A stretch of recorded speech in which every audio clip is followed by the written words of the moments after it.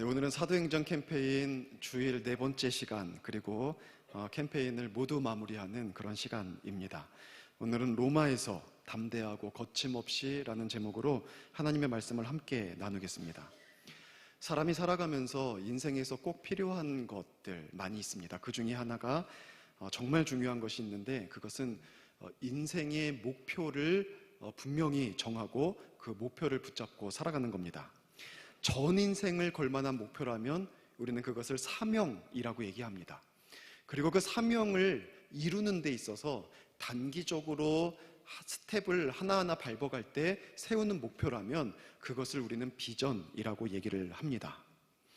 우리는 모두가 다 인생 전체를 걸만한 사명과 그 사명을 감당하는 데 있어서 한 걸음 한 걸음 나아가는 데 있어서 필요한 비전이 있어야 됩니다.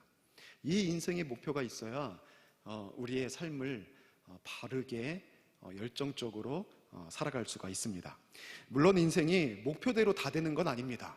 계획한 대로 우리의 인생을 살아가는 사람은 그렇게 이렇게 많지는 않아요. 때로는 목표한 것과 전혀 상관없이 흘러가기도 합니다.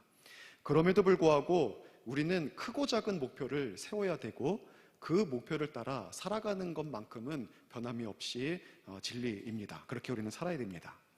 누군가는 비유적으로 이런 인생의 목표를 북극성이라고 얘기를 했고, 누군가는 나침반이라고 얘기를 했습니다. 이게 무슨 말이겠죠?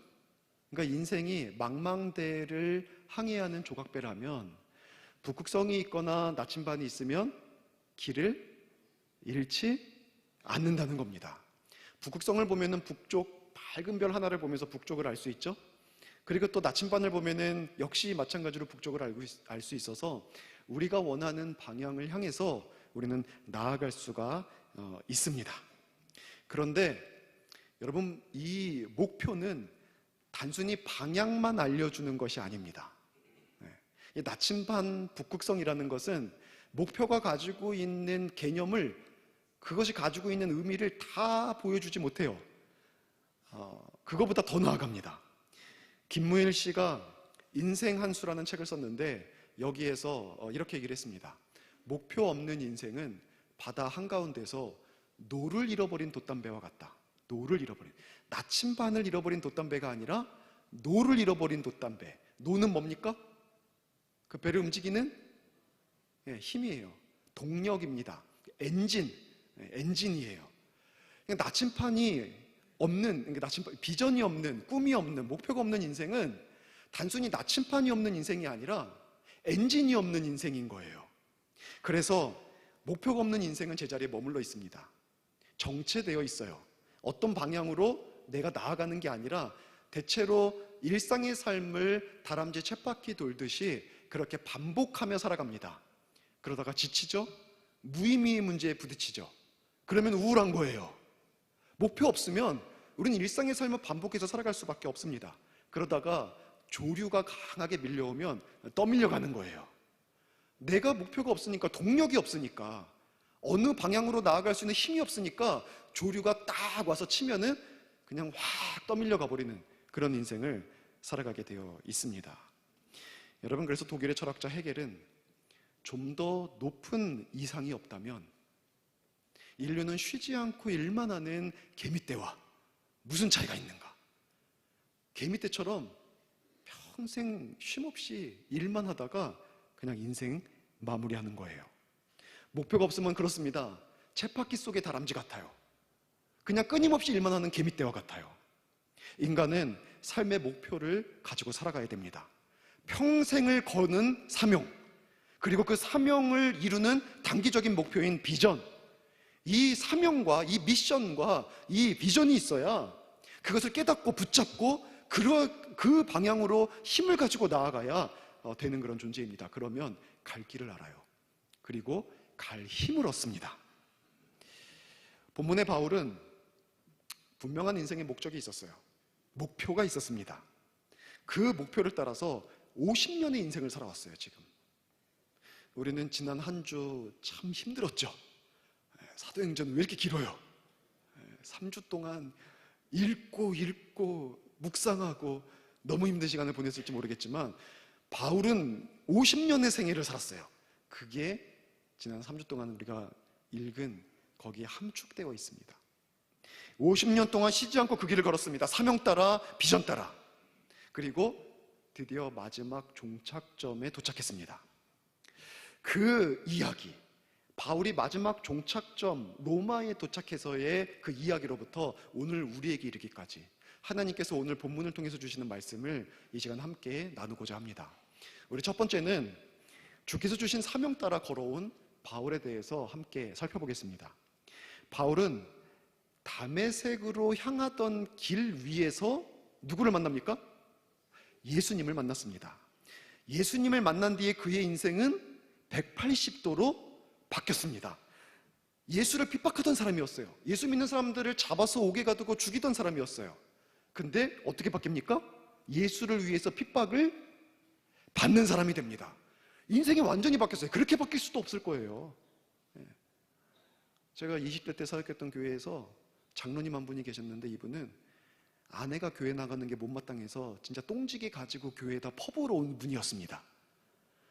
똥지게 들고 문을 딱 열었는데 그 교회 특징이 있어요. 안수 집사님, 장로님들이 다 산적같이 생겼어요.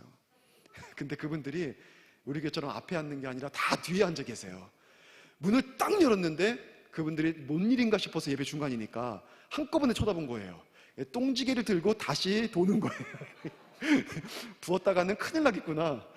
그리고 돌았어요. 이분이 어쨌든 예수를 믿고 장로님이 되셨어요. 여러분, 그런 거예요. 완전히 예수를 핍박하려던 사람이 예수를 위해서 핍박받는 사람으로 그의 인생이 완전히 바뀌었어요. 왜 그렇게 바뀌었습니까? 왜 그렇게 바뀌었어요?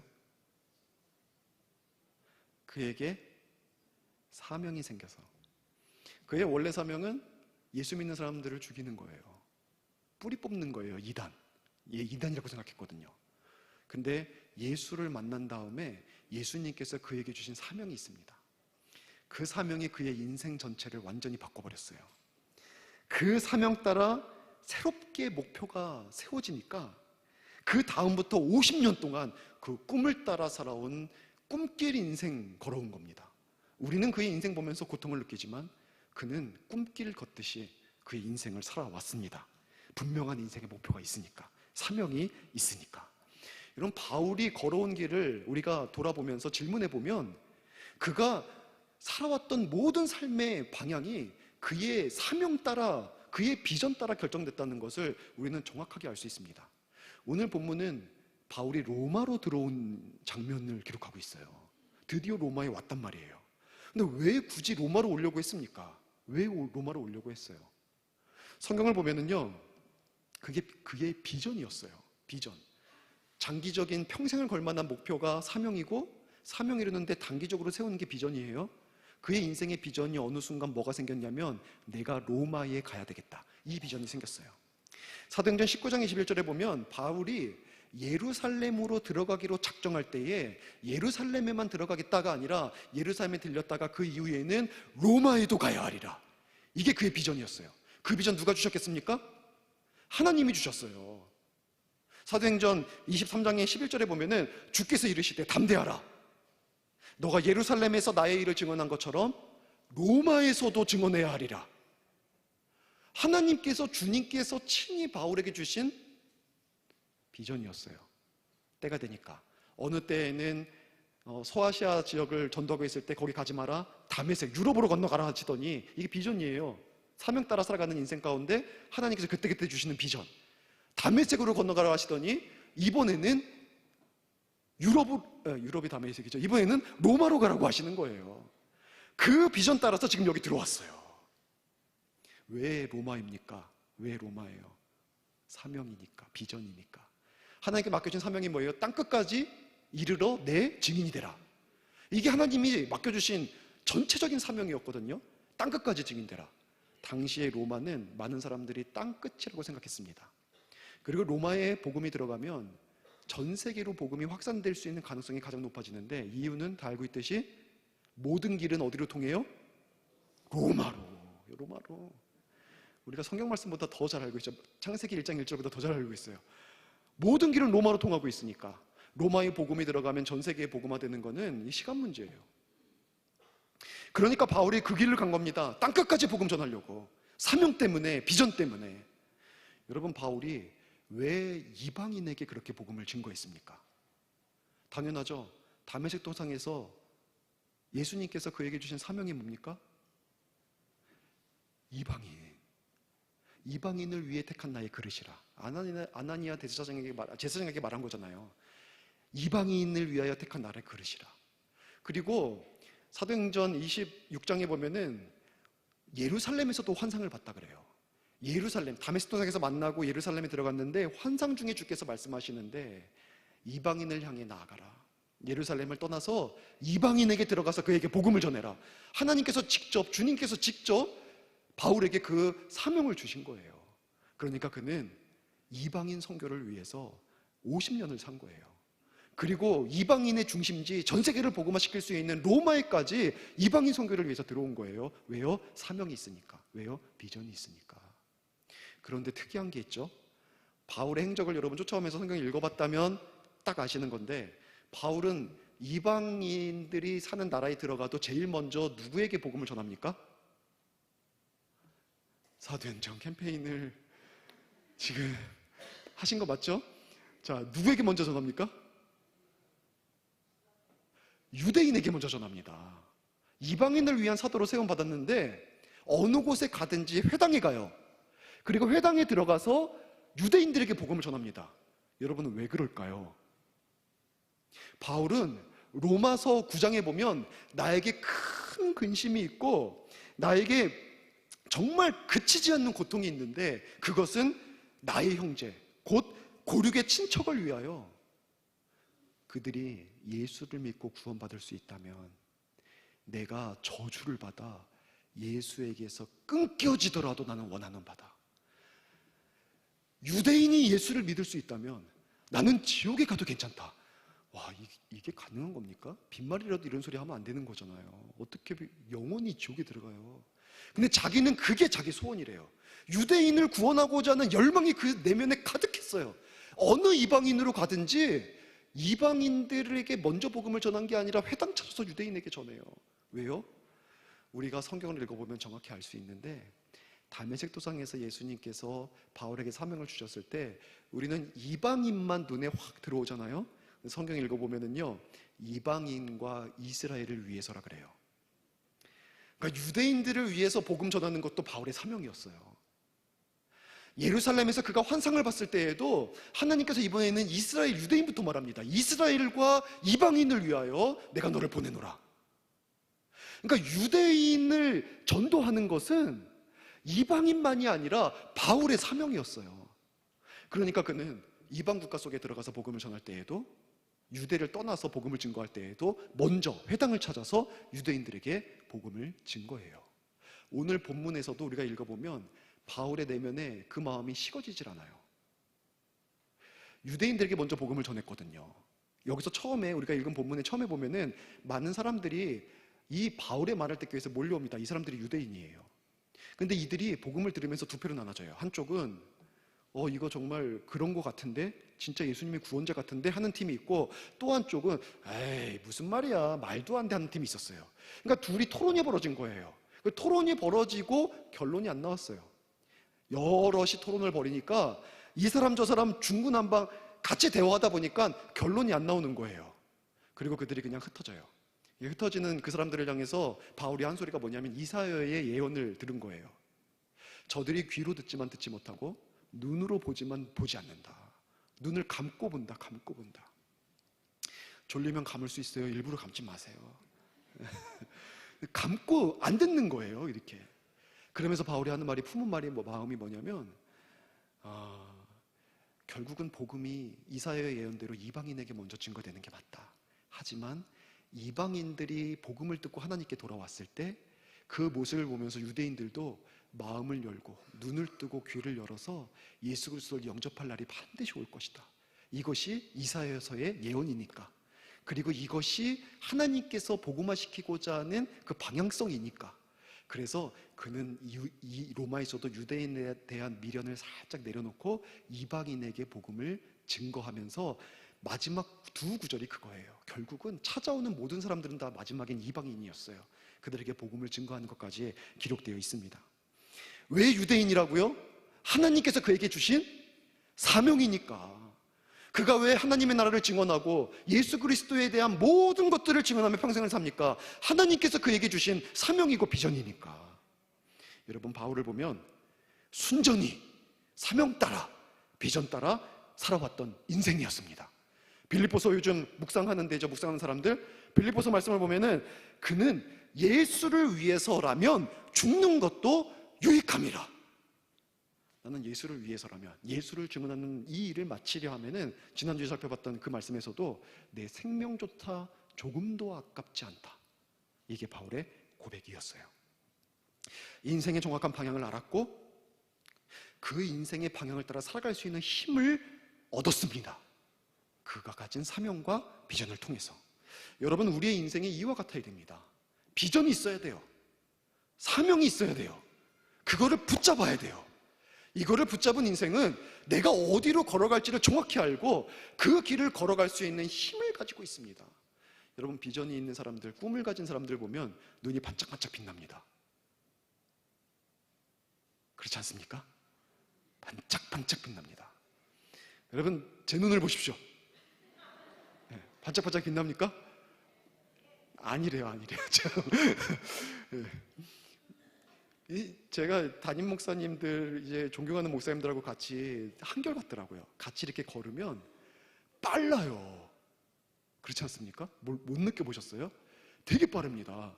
백동정 목사님은 다리도 저셔요. 교통사고 때문에 이 다리도 저시는데 다리를 저는데 제가 못 쫓아가요. 막 뛰어야 돼요. 빨라요. 왜요? 목표가 있어요. 목표가. 지금 당장 할 일이 있고 목표가 있고 비전이 있으니까 발걸음이 되게 빠른 거예요. 제가 올해 이렇게 같이 교육자들이랑 같이 어디를 식사하러 가는데 갔다 왔다가 어느 날 갑자기 이런 얘기를 들었습니다. 목사님, 좀 천천히 걸으라고.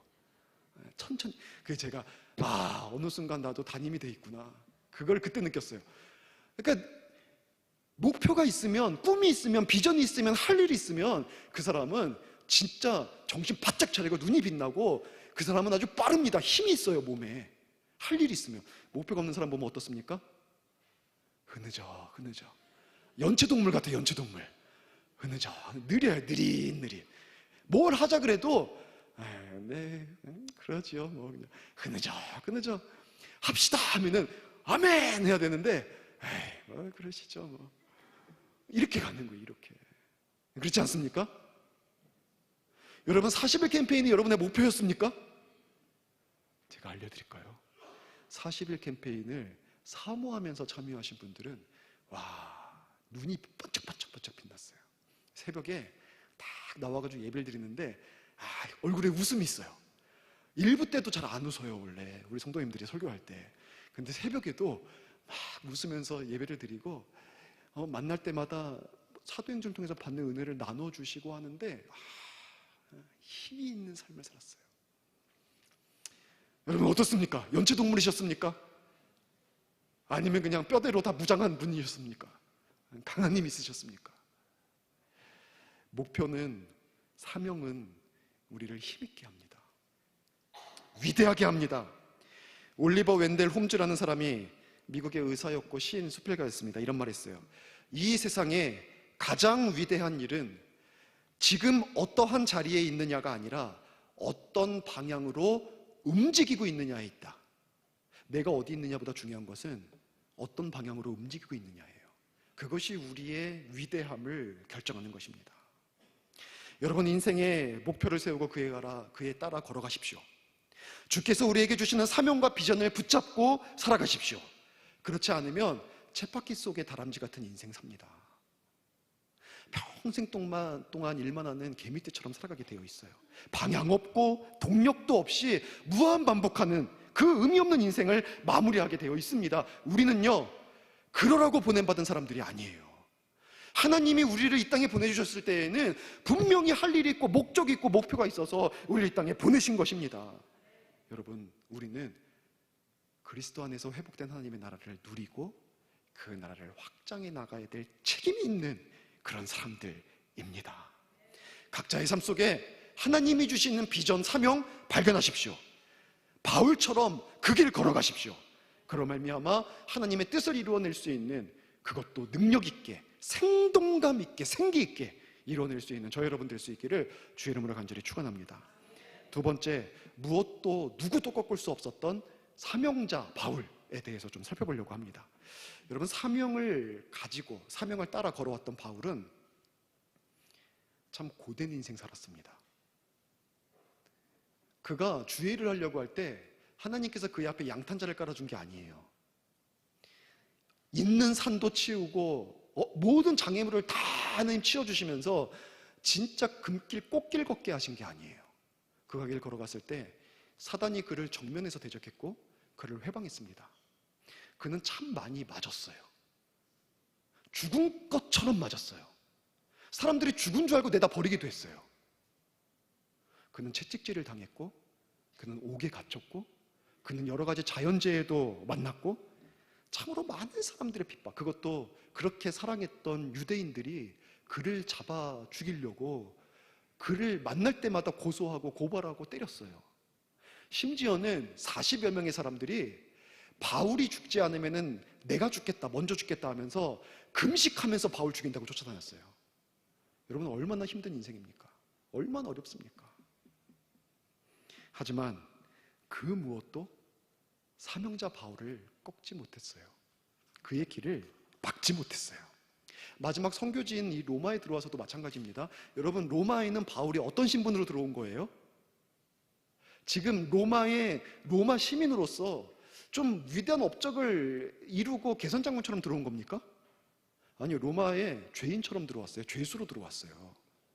로마 황제에게 재판받으려고 유대인들이 죽이려고 할 때 나는 로마 황제에게 재판받겠다 해서 상소를 했어요. 밑에 법원에서는 무죄가 판결 났거든요.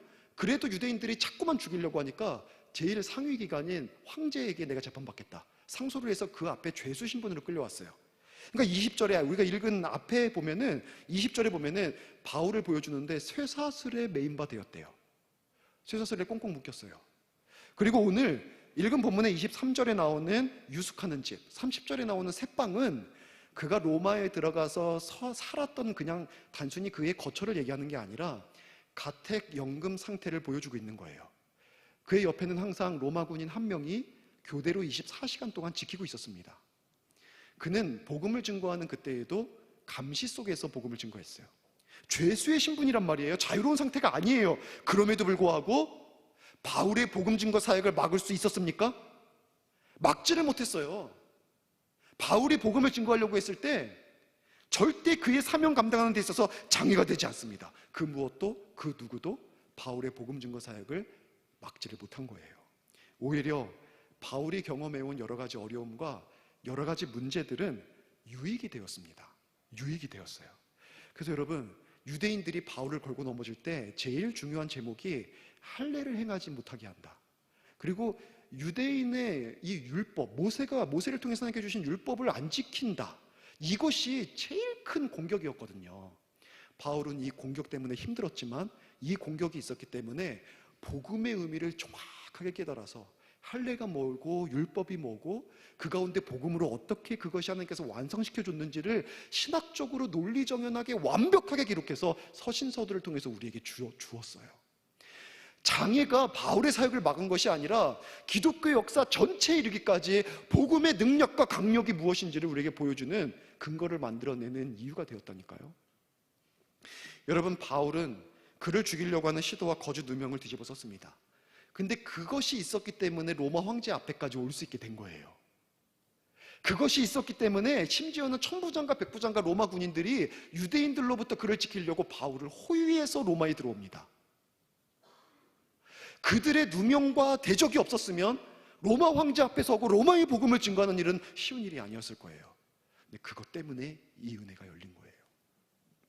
바울은 빌립보서에 보니까 그가 5개 로마에 갇혔고, 빌립보서는 이제 지금은 가택연금이지만 나중에는 이제는 완전히 5개 들어가요. 그래서 꽁꽁 묶입니다. 근데 그때도 기쁘대요. 왜 기쁘다 그러냐면 어떤 방도로든지 예수 그리스도가 내가 매인 것 때문에 증거돼서, 어떤 사람은 좋은 마음으로 예수를 증거하고 어떤 사람은 좋지 않은 마음으로, 어쨌든 예수의 이름이 한 번도 안 들어본 사람들에게 회자되는 거예요. 그리고 그들이 복음을 듣기 시작하는 거예요. 그러니까는 옥중에서 꽁꽁 묶인 상태에서도 너무 기뻐해요. 여러분, 그의 매임도 복음 증거를 막지 못했어요.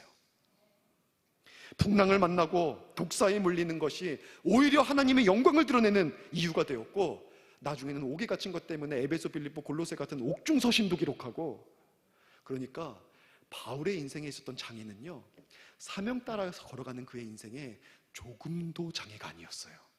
오히려 하나님의 놀라운 역사를 이루어가는 굉장히 중요한 보석 같은 사건들이었죠. 그것을 품었기에 진주가 되었던 겁니다. 여러분, 사명 따라 살아가는 인생은 풍랑을 만나도 그 풍랑 인하여 더 빨리 가는 그런 인생이 됩니다. 그 풍랑이 우리를 좌초시키지 않고 그 풍랑으로 인하여서 더 빨리 가는, 더 온전히 하나님의 역사를 이루어내는 하나님의 사람들이 되는 줄로 믿습니다. 여러분, 그래서 빅토르 위고, 프랑스의 대문호인데 이런 말을 했습니다. 진보를 위해서는 언제나 위급한 상황이 필요했다. 램프를 만든 것은 어둠이었고, 나침반을 만들어낸 것은 안개였고, 탐험을 하게 한 것은 배고픔이었다. 여러분, 일반 사람들은 어두우면 잠을 잡니다. 그런데 사명이 있는 사람들은 어두움을 뚫어내야 되기 때문에 램프를 만들어요. 일반 사람들은 안개가 너무 자욱하면 더듬 거립니다. 사명이 있는 자는 나침반을 찾아서 길 잃지 않고 그 길을 가는 거예요. 우리의 삶에 어떤 문제가 있든지 사명이 있는 사람, 비전이 있는 사람은 오히려 더 큰 은혜의 시대를 열어가는 줄로 믿습니다. 더 큰 성령의 역사가 나타나는 줄로 믿습니다. 본문에서 바울은 유대인들에게 복음을 전했지만 그들이 여전히 서로 간에 토론하다가 떠나가 버리니까 거기에서 낙심하지 않고 이사야서의 말씀을 딱 떠올리면서 역시 하나님은 이방인에게 먼저 복음을 증거하시는 게 맞구나. 그때부터 거침없이 헬러로 보면은요, 담대하게가 헬러로 보면은 모든 담대함으로 해요. 그가 가지고 있는 모든 담대함으로 거침없이 그를 찾아오는, 같은 경험 돼 있으니까 나가서 못 전해요. 찾아오는 모든 이방인들에게 하나님의 나라의 복음을 계속 2년 동안, 이태라고 적혀 있죠. 2년 동안 계속해서 그 복음 전했습니다. 막히지 않았어요. 장애가 되지 않았어요. 그 무엇도 그 사명 꺾지 못했어요. 예수 그리스도를 증거하는 일은 그가 평생 이루어갈, 마지막까지 이루어간, 그것도 모든 담대함으로 이루어간 사역이었습니다. 여러분, 꿈이 있는 자는 강합니다. 인생의 목표가 있는 자는 강력한 파워가 그에게서 나옵니다. 제가 그때도 얘기했고 새벽 예배 때도 얘기했는데, 이 비둘기 알죠? 다 알죠 이제. 비둘기 한 마리가 발을 굴러도 안 도망가요. 남자 자존심 상해요. 남자고 뭐고 사람이니까 자존심 상해요. 나를 인간으로 안 보나? 막 발을 굴러도 안 도망가요. 바로 앞에서. 왜 그랬다고요? 이제 알아요. 과자 이름까지 다 알아요. 비둘기 앞에 다이제스티브 과자가 놓여 있는 거예요. 이 한낱 비둘기도 다이제스티브 과자를 목표로 하니까 발을 굴러도 안 도망가더라고요. 여러분, 목적이 있는 인생은 강해요. 자신의 삶에 사명이 있고 비전이 있는 인생은 그 무엇도 그를 꺾지를 못해요. 거기서부터 그것을 뚫어낼 방향만 아는 게 아니라 뚫어낼 힘이 나와요. 힘이. 그게 동력이 돼요. 동력이. 그래서 반드시 뚫어냅니다. 여러분, 목표 가지고 사십시오. 사명 가지고 사십시오. 비전 붙잡고 사십시오. 거기서 열정이 나옵니다. 거기서 힘이 나옵니다. 사명과 비전에 집중하고 몰입하는 사람은 상상도 할 수 없는 능력의 사람이 됩니다. 하나님은 그런 사람 통해서 역사하시거든요. 그래서 반드시 주님의 뜻이 이루어지게 하시는 줄로 믿습니다. 사명 따라 사는 저와 여러분 될 수 있기를 주의 이름으로 축원합니다. 이제 마지막으로 아직 끝나지 않은 하나님의 나라의 역사에 대해서 살펴보고 마치겠습니다. 여러분, 사도행전은 우리가 읽은 이 본문이 마지막이에요. 근데 여러분, 좀 이상하지 않습니까? 영화를 보다 보면 이제 로마가 목표였단 말이에요. 영화예요. 이제 주인공이 로마로 갈 거야. 갖은 어려움과 박해 속에서 위기를, 죽을 것 같은 위기를 여러 번 보내서 드디어 로마에 딱 들어왔어요. 그럼 어떻게 됩니까? 거기서부터 엄청난 역사의 열매들을 보여주고 마지막에 그러므로 바울은 영원히 행복했더라. 내지는 그러므로 바울은 십자가 지고 주의 사명 감당하고 장렬히 순교했노라. 그로 말미암아 하나님께서 영광 받으셨도다. 뭐 이런 게 나와야 되지 않습니까? 저는 해피엔딩이 없는 영화는 안 봐요. 안 봐요, 그런 거. 옛날에 젊었을 때 8월의 크리스마스 보고 속이 터져가지고 죽을 뻔했습니다. 해피엔딩이 아닌 건 싫어해요. 결말이 없는 건 너무 싫어요. 근데 오늘 본문에 보면 뭐가 결말이에요? 결말이 없어요. 그냥 어느 순간에 갑자기 담대하게 거침없이 이태 동안 하나님 나라의 복음과 예수 그리스도에 관한 모든 것을 증거했더라 하더니 딱 끝나버렸어요. 여러분은 왜 그런 겁니까? 마무리 인사가 있든지 축복하는 축도가 있든지 아니면은 마지막 당부가 있든지, 그것도 아니면은 지금까지 바울에 대해서 여러 얘기를 해왔다면 사도행전 8장부터 28장까지 다 바울 얘기예요. 그러면 사도행전이 28장까지 있는데 8장부터 28장이면은 여기에 주인공은 바울 같아요. 그럼 마지막까지 보여줘야 되잖아요, 바울의 마지막. 근데 바울의 마지막에 대해서 힌트도 안 줘요, 힌트도. 어느 순간 바울을 딱 끊어버렸어요. 여러분, 왜 이렇게 했냐는 거예요. 왜? 그 이유가 있습니다. 첫 번째 이유는요, 바울은 주인공이 아니었더라. 왜 아니었더라? 바울이 주인공이 아닌 거예요. 사도행전의 주인공은 누굽니까? 예수님이죠. 예수님께서 왕이 되셔서 통치하시고 다스리시는, 그래서 하나님의 나라가 한 사람 한 사람의 마음 가운데 임해서 확장되어가는, 예루살렘과 온 유대와 사마리아와 땅끝까지 이르러서 하나님의 나라가 확장되는 이 모습을 보여주는 것이 사도행전의 얘기였습니다. 바울은 그 사역에 예수의 증인된 한 사람이었을 뿐이에요. 그리고 그 역할을 참 열심히 감당했고, 그는 그 역사의 무대 뒤에서 내려간다는 말도 없이 그냥 사라져버린 거예요. 여러분, 그리스도인들은 이렇게 살아야 돼요. 준비는 철저히, 훈련은 가혹하게, 그리고 전투는 치열하게, 그리고 모든 일을 마친 뒤에는 역사의 무대 뒤로 그냥 사라지는 거예요. 그 무대 뒤에 누구만 올려놓고? 그렇죠, 우리 예수님, 우리 하나님, 주님 영광 받아 주시옵소서. 이 모든 것은 주께서 하셨습니다. 나는 아무것도 아닙니다. 조용히, 누구의 박수갈채도 받지 않고 조용히 사라지는, 그게 여러분 그리스도인입니다. 우린 그렇게 살아야 됩니다. 여러분의 인생에 십자가 지고 걸어갈 때 그 마지막 순간에 여러분 통해서 드러나는 분은 오직 그리스도밖에 없기를 주의 이름으로 축원합니다. 그리고 두 번째 이유는 뭐였냐면, 사도행전의 역사는 아직 끝나지 않았다. 네, 아직 끝난 게 아니에요.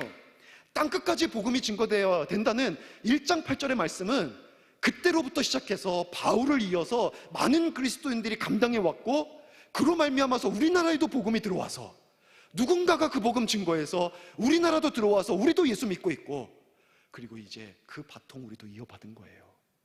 그래서 사도행전의 역사는 여기서 끝나는 것이 아니라 우리의 삶에서도 끝나지 않습니다. 계속되어야 해요. 또 우리는 바통을 넘겨주어야 해요. 땅끝까지 복음이 증거되고 결국 백투더 예루살렘에까지 복음이 다시 들어와서 유대인들까지 다 그리스도를 믿어서 하나님의 자녀가 되기까지 우리의 이 복음사역, 이 사도행전의 역사는 결코 끝나지 않는 하나님의 역사인 줄로 믿습니다. 톰 라이트가 모든 사람을 위한 사도행전에서 이런 말을 했습니다. 이 책, 사도행전입니다. 사도행전은 우리가 직접 등장인물이 되도록 초대하는 희곡이다. 결말이 실제로 결말이 아니라는 것에서 핵심은 이야기가 계속되고 있다는 것과 우리 자신이 거기에 참여한다는 것이다. 여러분, 우리가 이 이야기의 중심 인물들입니다. 우리가 사도행전의 역사를 오늘도 우리의 삶으로 써내려가야 하는 하나님의 사명 가진 그런 사람들입니다. 땅끝까지 복음되고 복음 증거되고 하나님의 나라 확장되고 구원받지 못한 영혼들이 예수 그리스도를 믿어 하나님의 자녀로 회복되는, 여러분, 이 사역을 우리가 이제 감당해야 되는 주님의 증인들입니다. 여러분, 모든 담대함으로 백투더 예루살렘 이렇게까지 거침없이 복음의 증인들로 그 사역 감당할 수 있기를 주의 이름으로 축원합니다. 그러면 이제 우리가 해야 될 일이 뭐겠어요? 비전 붙잡는 거예요. 사명 붙잡는 겁니다. 하나님께서 우리 인생에 주신 사명 붙잡고 하나님께서 우리 공동체에 주신 사명 붙잡고 개인적으로도 인생의 목표가 있을 거예요. 그 목표를 위해서 단계별로 세운 비전도 있을 겁니다. 교회 안에서도 하나님의 자녀로서 하나님께서 우리에게 건물에게 주신 것이 아니라 저와 여러분에게 주신 공동의 사명과 비전이 있습니다. 그거를 품어야 돼요. 그러면 눈빛이 살아납니다. 우리 가운데 정말 이 살아있는 눈빛만 보길 원해요. 볼 때마다 그냥 가슴 뛰는, 눈빛만 봐도 가슴이 뛰는 사람들 있지 않습니까? 열정 있는 사람들, 하나님의 복음에 사로잡힌 사람들. 우리 교회가 그런 사람 되었으면 좋겠어요. 여러분, 하나님이 주시는 비전과 가사명을 품으세요. 개인에게 주시는 거, 교회에 주시는 거, 이거 품어야 됩니다. 이거 품고 일어서야 됩니다.